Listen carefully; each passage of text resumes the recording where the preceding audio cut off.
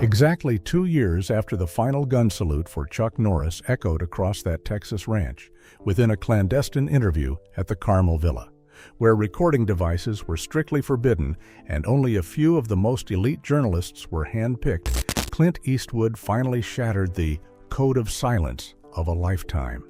He sat there, amidst the shadows and drifting smoke, unveiling a naked truth he once swore to take to his grave, a belated confession that has left all of Hollywood reeling. That empty chair bearing his name amidst thousands of mourners that year, it was no accident. It was a sentence. On March 24, 2026, a mere 5 days after the legendary Chuck Norris drew his final breath in Kauai, Hawaii, on March 19th, all of America held its breath upon seeing Clint Eastwood's chair left completely vacant at the funeral. While the iron-faced icons of their era gathered to bow their heads one last time, Clint's absence felt like a dagger plunged into the public's faith. They cursed him as a heartless traitor, a cowboy whose soul had turned to stone after half a century of brotherhood. However, Clint's belated revelation has exposed a corner of darkness far more brutal than any rumor. That absence was not the indifference of old age, it was the final silent note of a blood covenant from the 1970s that had been fouled. There exists a searing secret involving the woman who held the heart of an entire legendary kingdom, and a betrayal that Clint used as collateral for his pinnacle of glory over the last 50 years. The darkest velvet curtain in Hollywood history is about to be drawn back, not to retell an old story, but to reveal the true reason that leaves us staggered. Could it be that in the harsh world of these old-school men, accepting the role of a villain scorned by the entire world is the most brutal shield to keep a brother's glory from being consumed by the ghosts of the past? Part 1. Betrayal or the Final Favor. The stinging secret behind the empty chair bearing the name Clint Eastwood. It was a Tuesday afternoon, March 24, 2026, at the Navasota Ranch in Texas, the headquarters of the Norris clan, a place long considered a sanctuary of traditional American values. Amidst the sobbing notes of Amazing Grace from the bagpipes echoing throughout the canyons, all of America stood still, watching the farewell to Chuck Norris through their television screens. This was not merely a funeral, it was the final gathering of monuments, the proud closing frame of a cinematic era that will never be repeated. Gene Hackman stood there, as motionless as a stone statue. The shadows of legends like James Garner and Burt Reynolds seemed to linger around the casket, their cowboy hat brims pulled low to veil the bloodshot eyes of those who inherited the Golden Age. These were men who valued honor more than life itself, and they had come to witness the end of a legend. Yet in the very heart of that solemnity, a searing black hole emerged, tearing through the perfect veneer of the ceremony. The first seat of honor, positioned directly beside the flag-draped casket, bore a silver-plated name card, Clint Eastwood, standing solitary and forsaken under the pale light. The harsh Texas sun reflected off that cold silver surface, transforming the name into a gaping wound, a silent insult thrust directly into the eyes of the devoted mourners. Inside press offices from New York to Los Angeles, the air grew thick with chaos. Telephones rang incessantly, like alarm sirens. Editors screamed through clouds of cigarette smoke and sheer astonishment.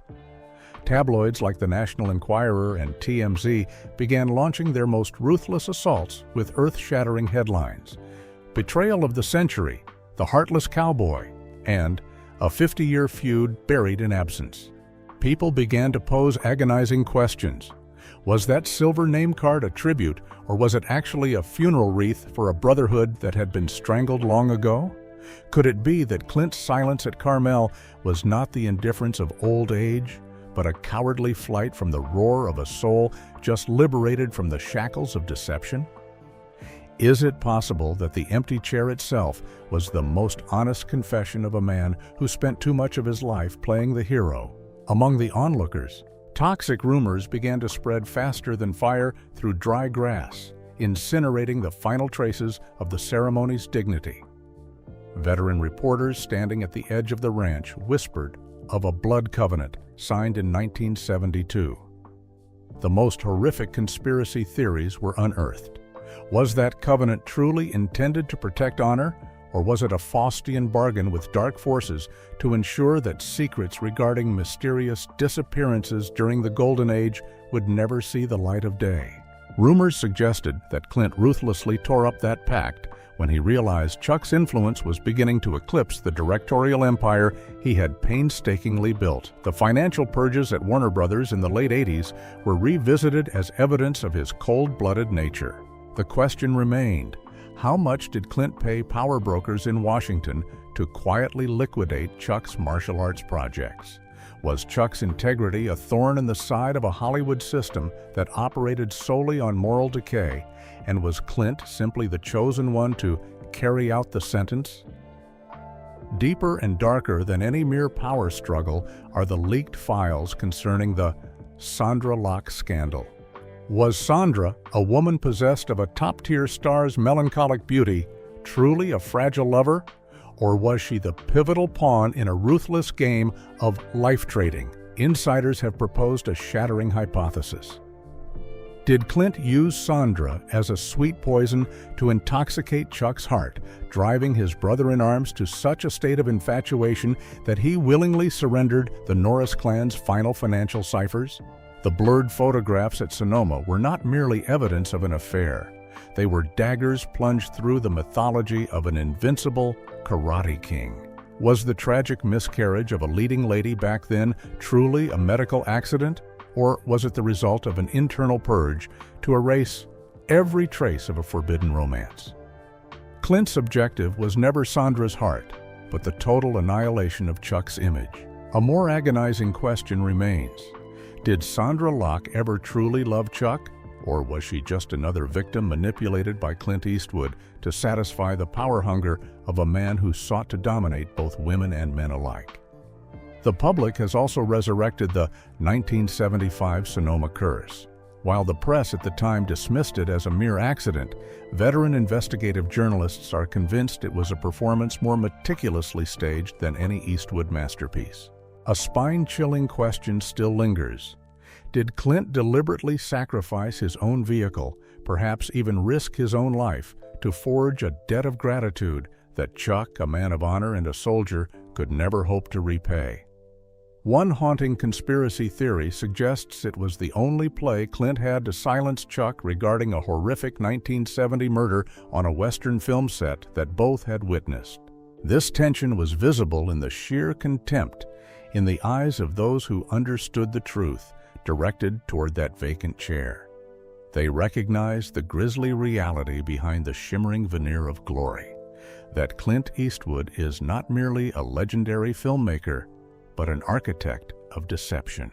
Was Clint's absence at the funeral because he feared facing the judging spirit of Chuck, or because deep down he was celebrating that the final man holding the key to his prison cell had finally been laid to rest? Clint's absence was not merely the indifference of a man who had crossed over to the far slope of his life. It was the final, resentful silence of a brotherhood that had been rotting for half a century. The empty chair bearing his name stood like an inverted tombstone, cold and radiating a sense of grievance amidst the circle of dying heroes. With every second that ticked by under the scorching Texas sun, that chair became increasingly haunting, like the detonator of a truth bomb counting down to level every sacred monument. It stripped away the devious masks, hiding behind crowns of glory, exposing an agonizing reality. In the harsh kingdom of these old-school men, betrayal is not just a sin. It is the only blood-stained currency with which they can purchase a ticket into the immortality of legends. Part 2. The Weight of Silent Promises and the Compromise of 1975. Clint leaned back deep into his old leather chair, cracked by the passage of time, his eyes narrowing as if trying to peer through the thick fog enveloping the cold Carmel coast.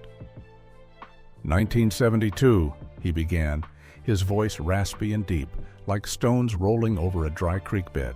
It was a strange year, the year America was struggling to find itself again after the aftershocks of the 60s. And Hollywood began to shed the detached splendor of old dreams to don the raw, gritty skin of reality.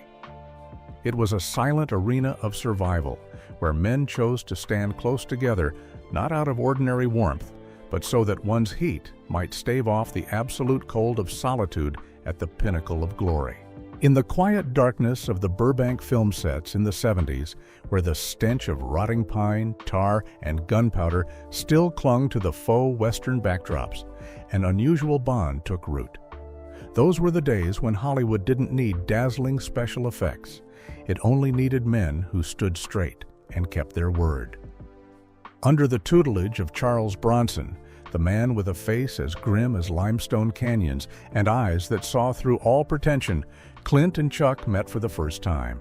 Bronson back then wasn't just a star, he was a tribal elder, a master of stoicism.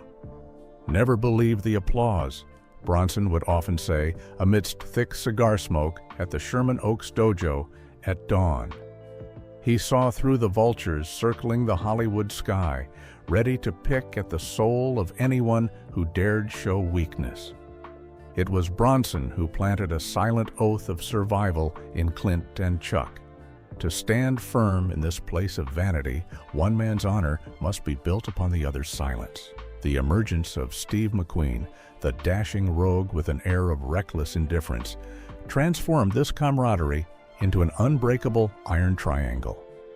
In the ancient dojo, smelling of sweat and aged wood, they didn't just practice martial arts, they learned to mirror themselves in each other. Those were the misty mornings when Clint struggled to control every muscle fiber under Chuck's rigorous instruction, while the taciturn martial artist learned to turn silence into an ultimate power from Clint's gaze. Yet beneath that unity was an undercurrent of fierce competition. McQueen, with his Porsche 911 roaring wildly on the Pacific Coast Highway, often challenged Clint to fated midnight races.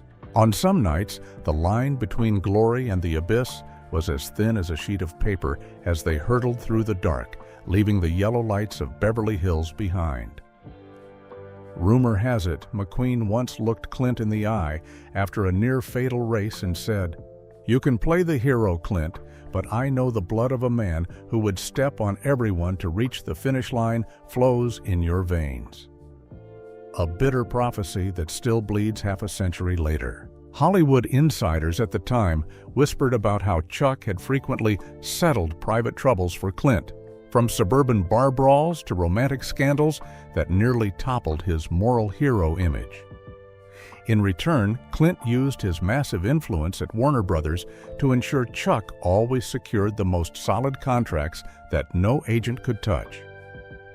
"We cleaned up the wreckage behind each other," Clint smirked, a smile devoid of warmth. "But who will clean up the wreckage of trust itself?"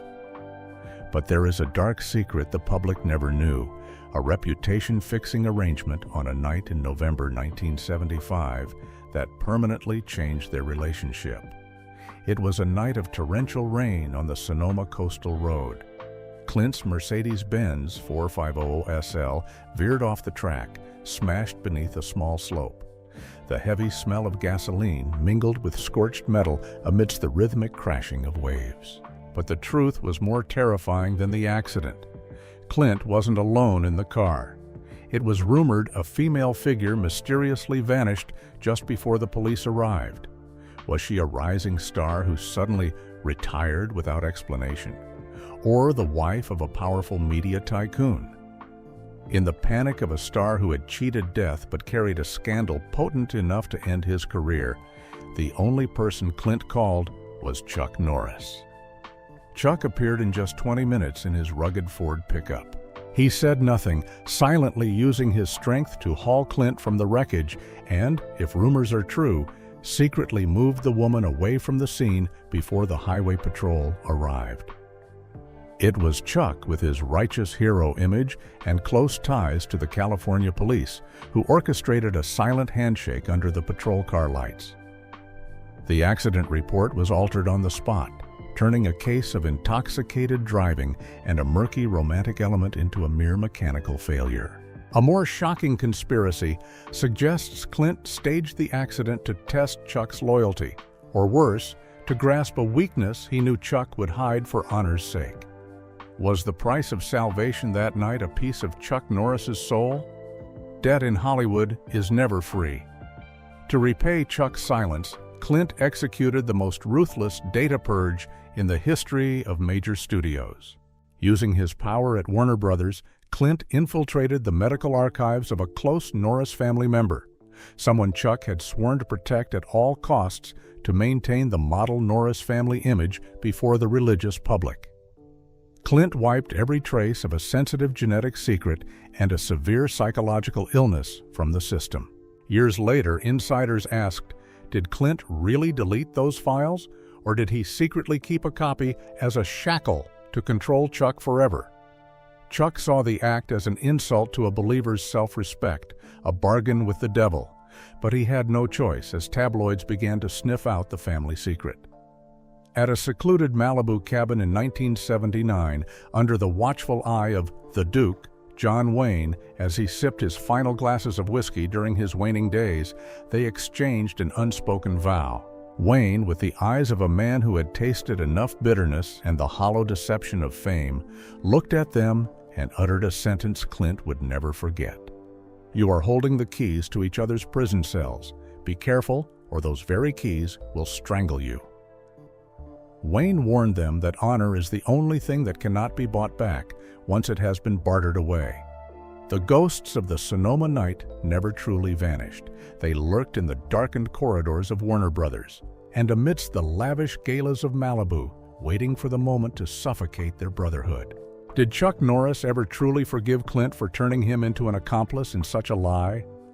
Or did Clint himself begin to fear Chuck, the only man who held the evidence of the darkest night of his life? Those nights sitting around the campfire at Carmel were no longer for sharing. They became heavy, judgmental dialogues where one man's silence served as the other's suspended death sentence for half a century. Part 3: Shocking Revelation. When Clint Eastwood crossed the red line and the price paid for glory, for decades, Hollywood has spun fairy tales about the unshakable brotherhood of the old-school men. But if you dare to peel back that velvet curtain, you will find bleeding scars that never truly healed. In 1982, at the secluded Navasota Ranch in Texas, the veil was lifted to reveal a secret that Chuck Norris swore he would take to his grave.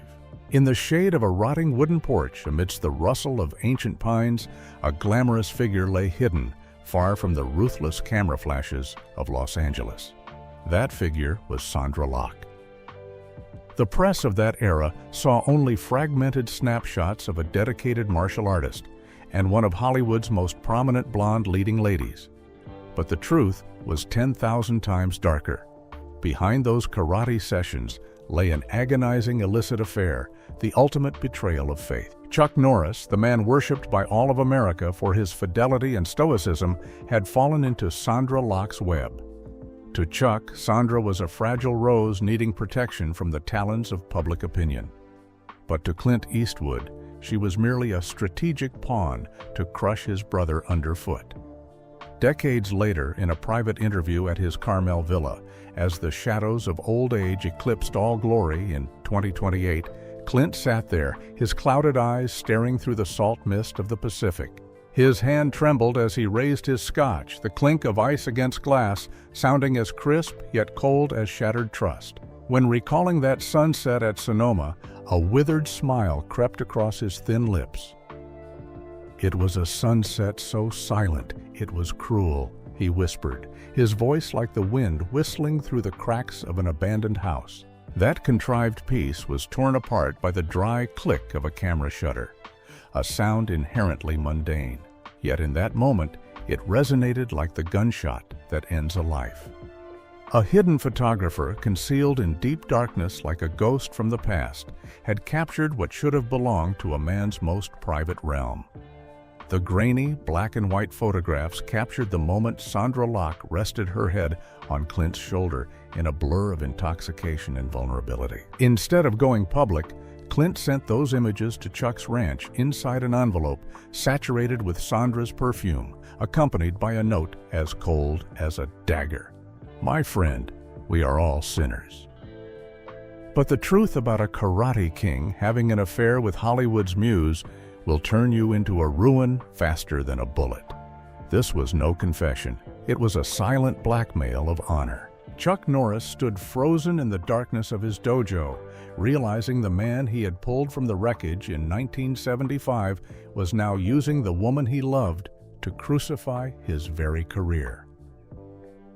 The betrayal reached its brutal zenith in the autumn of 1988 within a 12th floor boardroom at the Warner Brothers building, a place that Clint transformed into an honor slaughterhouse. Amidst an atmosphere thick with the suffocating scent of oak and raw power, instead of vouching for Chuck's passion-fueled action project, Clint Eastwood slid a dossier toward the studio moguls detailing the financial instability of the Norris family. Confidential data he had siphoned from the very trust of Sandra Locke during their deceitful nights of intimate conversation. Clint performed a ghoulish play, acting the part of a friend, anxious to the point of weeping, feigning distress over Chuck Norris's mental health to inject a slow-acting poison into the investor's confidence. He whispered, "Chuck is unraveling because of a woman. He is no longer the hero we once knew."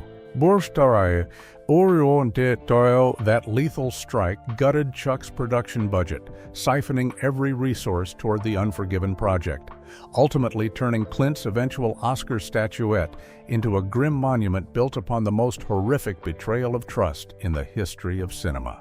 The architecture of... In 1991, within the confines of the exclusive club The Bistro, a silent yet blood-debt-laden altercation erupted in the darkness of a VIP room. Burt Reynolds recounted that Chuck Norris had seized Clint Eastwood's collar in a vice-like grip, his eyes burning red like those of a wounded tiger. Yet the old fox merely offered a faint, chilling smirk, the pungent scent of scotch wafting from his cold breath as he leaned in to whisper, "Chuck, if I go down, Sandra will be the first one the press tears limb from limb. The world will learn that she betrayed every shred of trust just to follow a hypocrite like you. Do you really want to witness her attempt suicide once again?" From that night on, the brotherhood they once shared officially transformed into a soulless corpse, festering, stagnant, and reeking of decay. They became the world's most familiar strangers, shackled by a dark covenant behind the velvet curtain, where every televised handshake carried the biting frost of deep-seated contempt. Sandra Locke became a scar that would never truly heal, etched forever into the souls of both men. Outside, the surf of Carmel still beats against the jagged cliffs, but within this room, there is only the biting chill of ice dissolving in a glass of scotch. Clint fixed his clouded eyes on the gray wisps of cigar smoke drifting away, vanishing just like their own glory years. "They call it betrayal," he whispered, his voice sounding like the crunch of dry leaves beneath the heel of a cowboy boot. "But they don't understand. In this kingdom of vanity, we weren't taught the art of friendship. We were taught the trade of survival. I never hated Chuck. In truth, I even cared for him. But my empire demanded a sacrifice, and I chose to pay with the very soul of my own brother in arms." Sandra Locke. She was merely a somber, low note in the symphony I was forced to finish, all to ensure the name Clint Eastwood never withered into a mere footnote. To ascend to the highest peak, I had to personally entomb the most human part of myself half a century ago. This glory, tragically, is a crown that only fits a solitary shadow. His gaze drifted away from the gray smoke, slowly coming to rest on the corner of his desk, where a gilded silhouette still silently reflected the sickly yellow lamplight. "That golden Oscar statuette," Clint said softly, a distorted smile appearing on his aged face, etched with deep, cavernous furrows. "The world looks at it and sees the pinnacle of glory. But me? Every time I look at it, I see only Chuck's lifeless eyes. On that night, he realized I had used his very own weakness to pave my way. I used the blood and honor of a brother to trade for a piece of mindless metal. It is a filthy success, a ghost that will haunt me until my final breath. Every time my hand touches that cold gold plating, I hear the sound of trust shattering beneath my heels once more. The appearance of Burt Reynolds late one night in 1991 at the Bistro in Beverly Hills was the final blade that severed the remaining threads of their bond. Burt, sporting his signature cynical half-smile and the gaze of a man who had lived too long in the shadows of Hollywood conspiracies, approached Chuck Norris as he sat in grim silence over a glass of scotch, his weary eyes tracing the dancing shadows of a betrayed hero's solitude. Burt didn't come to offer reconciliation.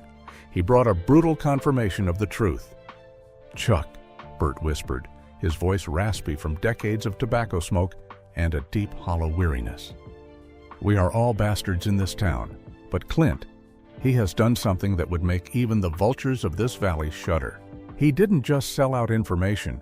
He sold the very soul of those nights when we swore to live and die for one another, all so he could stand alone as the undisputed #1 star." Burt slid a leaked copy of an internal memo toward Chuck, a document that laid bare exactly how Clint had weaponized the agonizing grief over Chuck's late brother, Weiland, using it as a sacrificial lamb to manipulate the production budgets at Warner Brothers. But Burt wasn't finished. He revealed a secret even more grotesque. Clint had been secretly bankrolling a tabloid rag, keeping a series of smear articles titled "Sandra Locke and the Fallen Cowboy" in the chamber, ready to be fired the moment Chuck dared to resist him at the studio. "That night I saw a part of Chuck die right before my eyes," Clint confessed in the private interview, his eyes clouded under the dim lights. "When Chuck stood up, leaving his full glass behind, and walked out of the club without glancing at me once, I knew the monument of our brotherhood had been smashed beyond repair. From then on, we still smiled at the glittering galas, but every handshake carried the frost of profound contempt. They became the world's most familiar strangers, bound by a silent hatred hidden behind professional smiles for the cameras. The empty chair at his funeral wasn't a second betrayal," Clint whispered, his voice like dry leaves under a boot. "It was my final admission of a friendship I personally strangled to reach the pinnacle of glory." Part 4, Echoes in the Locked Room, the Leather Briefcase, and the Curse of Silence. In May 1993, Washington, D.C. groaned under a violent late-spring thunderstorm. Jagged purple lightning tore through a leaden sky, crashing down upon the stark, white marble Due to the Great pillars Depression of the that world's plagued most industrial powerful city. cities, The thunder rumbled like long-range artillery, signaling an event that was on no official studio agenda. Inside the Capitol, the fierce debate over the Brady bill to tighten gun control was reaching its most tense phase. But within a secluded chamber deep in the heart of the NRA headquarters on Rhode Island Avenue, a different kind of gun was preparing to pull its trigger, a weapon known as the truth. "That room was freezing," Clint Eastwood recalled during the Carmel interview, his voice trembling slightly as he sipped a glass of aged scotch. "Colder than any Italian crypt I ever used as a backdrop for the spaghetti westerns of my youth. It wasn't the chill of air conditioning, it was the cold of annihilation. A place where honor was dissected like a soulless corpse by men who were long accustomed to holding the destiny of America within their very fingertips." This was not merely a reconciliation meeting. This was a trial without a judge, a funeral rite for the honor of the last American heroes. Charlton Heston sat at the head of a massive circular table carved from ancient oak, his icy blue eyes as sharp as blades, his hands gripping a finely silver-inlaid wooden staff, the scepter of a political force standing in direct defiance of the Clinton administration. Heston was not just an actor, he was the living embodiment of Christian morality and stoicism. To his sides sat Gene Hackman and James Garner, living stone statues whose faces betrayed no emotion, yet the slight tremor in their hands as they slowly lit expensive cigars revealed the extreme tension thickening within the haze of smoke. They stood there not to bear witness to a friendship, but to observe the collapse of a secret alliance that had defined the very concept of American integrity for 4 decades. Chuck Norris entered the room with the aura of a great tiger, exhausted after 100 battles. He carried no firearms, but the cracked leather briefcase, faded by the Texas sun and wind, emitted a heavy thud as he placed it on the polished tabletop, a sound like the slamming of a bronze coffin lid. When the metal lock snapped open with a dry, hollow click, a sound ordinarily mundane, yet in that vacuum of silence, it rang out like a hammer's strike.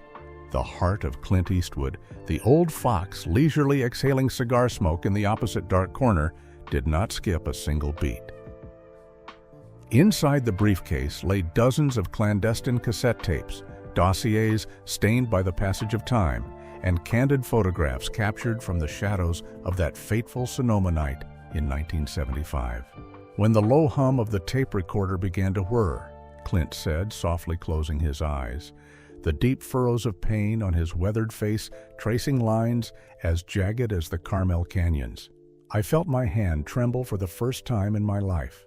Not because I feared death, I've lived long enough to view death as an old acquaintance, but because I realized I had officially turned Chuck into a ghost since that torrential, rainy night in 1975. I had crucified the soul of a soldier for a crime he never committed, all just to protect my own monument of clay. Chuck stared directly into Clint's eyes, his own burning with the raw agony of a man deceived for half a century and a profound, unmaskable disgust. It was all just a script, wasn't it, Clint? Chuck's voice was deep and hollow, like stones rolling over a dry creek bed, carrying the resonance of a death sentence with no hope of appeal. The accident at the Alexander Valley estate that night. The silhouette of the woman vanishing into the forest mist. She was actually a rising star named Dora DeLuna, who had played a minor fading role in your film, High Plains Drifter. She had eyes as blue as the ocean, and I allowed the ocean of silence to swallow her whole, just to ensure your director's chair didn't topple under a scandal of intoxication and money laundering. She saw you accepting suitcases of cash from underground syndicates in Italy to fix studio acquisitions, and you needed a perfect accident to make her vanish forever from the Hollywood map. You turned me, a fool who believed in chivalry, into a disposer of corpses in the name of a noble friendship. The entire room shuddered under the weight of this brutal truth. Gene Hackman clamped his eyes shut, and James Garner let his smoldering cigar drop to the floor, as if trying to physically flee from the horror manifest before them.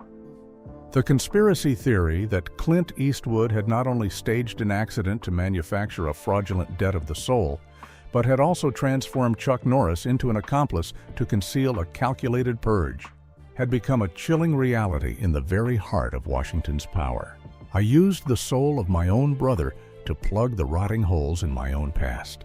Clint Eastwood confessed, bowing his head as a withered, distorted smile of self-mockery crept across his face. I taught him that silence is golden, but I forgot to tell him that such gold was forged from the blood of the innocent. Those I crushed beneath my feet on the long road to glory. But Clint Eastwood was never one to surrender easily, even when standing before the dock of honor. He leisurely flicked away the glowing red ash of his cigar, that composed half-smile of a man who always held the power of life and death reappearing. He didn't even deign to glance at the recording tapes accusing him. Instead, he slowly slid a confidential dossier toward the center of the table, bearing the legal seals of the 1960s Las Vegas gambling underworld. Documents he had spent millions from Malpaso Productions slush funds to amass over the past 10 years. It was a ruthless and extreme counterstrike. Clint did not use words to defend his crimes.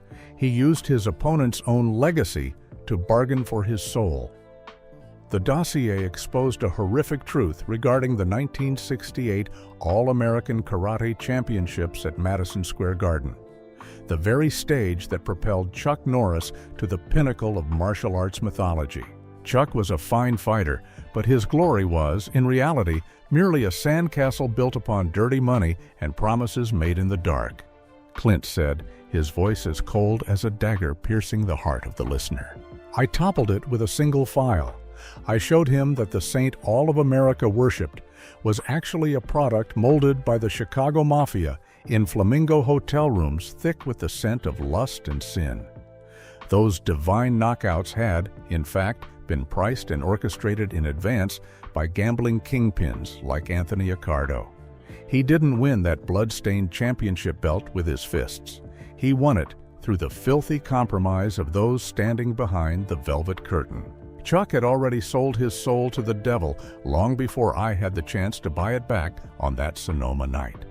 "We are all sinners in this kingdom of vanity, Chuck," Clint Eastwood whispered, his breath heavy with the scent of scotch exhaling into the frigid air like a chilling curse. "If you press the button to destroy me because of that Sonoma night and the death of Sandra Locke, I will drown the name Chuck Norris in the black mud of the most revolting deception in martial arts history. The world will know that their saint was, in truth, merely a fraudulent martial artist raised on the filthy money of the mafia. Do you want to see your children at the Texas ranch look at their father as a vile and despicable fraud? Do you want to see your entire monument crumble and drag the entire Norris family into a living hell on earth? Don't forget, Sandra Locke will also be the first one the press tears limb from limb if the truth about her benefactor ever leaks out." The atmosphere in the boardroom sagged into a sickening equilibrium of mutual fear and loathing. Charlton Heston tapped his wooden staff against the floor, a hollow, echoing sound as sharp as a gunshot amidst the Washington storm, signaling the end of the settlement according to the elite's unspoken laws. The ultimate victor is not the one who holds the moral high ground, but the one who holds enough cards to force the opponent into a shared silence until the grave. No one emerged victorious in that room that night. There were only souls permanently fouled by the shadows of power, money, and bottomless desire. That night, we exited that room not as enemies, but as two corpses jointly shrouding a brotherhood that had long since rotted away. Clint Eastwood said softly, his clouded eyes following the gray wisps of smoke as they vanished into thin air. That unspoken covenant was signed with the utter contempt we held for our own reflections in the mirror. We became each other's hell-keepers. Chuck carried the secret of Dora's murder, while I carried the secret of his blood-stained championship belt and his grand deception. We chose to erase each other's existence from our lives because every time we looked into the other's eyes, we saw only the collapse of a fraudulent golden age, a monument magnificent on the outside, but hollow and infested with vermin within. As Clint concluded his belated confession at the Carmel villa, the shadows in the room seemed to grow denser, congealing like a layer of pitch-black tar over lives that had shattered beyond repair. Outside, the Pacific waves continued to roar with fury, hurling themselves against the jagged Carmel cliffs as if desperate to scrub away every trace of crimes that had rotted over time. But how can the ocean's surge ever cleanse a soul that has been fossilized in a lifetime of lies for half a century? The ultimate pinnacle of Hollywood glory. Clint whispered his final words, his voice drifting away amidst the wind, whistling through the cracks in the door, sounding as distant and somber as an echo from a graveyard of betrayed American dreams. It isn't the radiant light you see on the silver screen. Sometimes, glory is merely a blood-rusted shield, forged from the warmth of the brothers we ruthlessly betrayed just to conceal souls that died half a century ago. I have stood at the highest peak. I have conquered this entire world, but the price to be paid was losing the only friend who dared to grasp my blood-stained hand in the wreckage of that Sonoma night. I have become a legend, but I am a legend who no longer possesses a heart to feel that glory anymore. Part 5. Twilight of the Ghosts, the brutal truth behind the empty chair at a late bosom friend's funeral. The world posed a staggering question. Why did Clint Eastwood refuse to attend his best friend's funeral?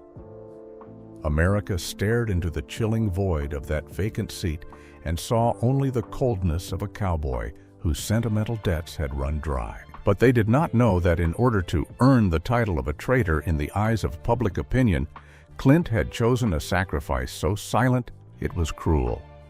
That absence was not a turning away, but a final sheltering, a harsh act of kindness from a survivor gripping the detonator of a horrific truth to protect the glorious sanctuary of his friend. Clint understood perfectly that if he appeared, the shadow of the only living man holding the atomic bomb of truth regarding the staged accident and the casino mafia files would act like a dose of poison, tainting Chuck's final aura.